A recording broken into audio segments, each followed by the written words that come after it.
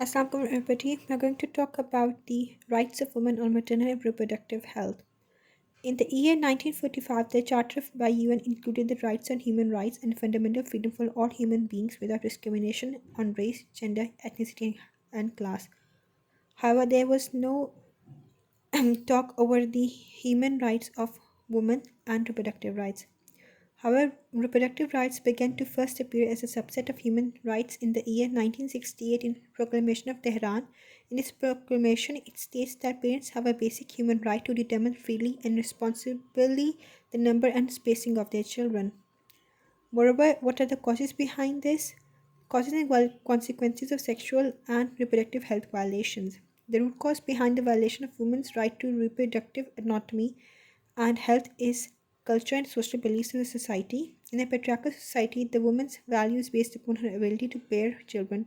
Moreover, in some cultures, it is considered a violation of the societal rules if a woman takes contraceptives or wants a healthy gap between her children.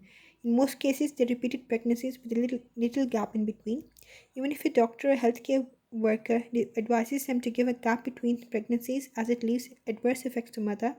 However, the unspoken societal and cultural rule of being carefree in relation to a woman do not consider this as a warning because it is a duty for women to give children. What is the data? Each year, millions of women around the world face death, serious illness, and permanent disability because of some complications relating to pregnancy and birth.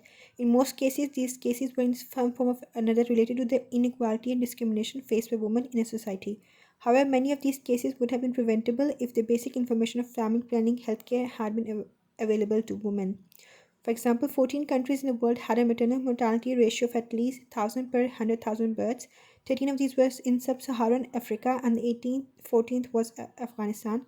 At the other end of the spectrum, 30 countries, most of them in Europe, had a maternity ratio of less than 10 per 100,000.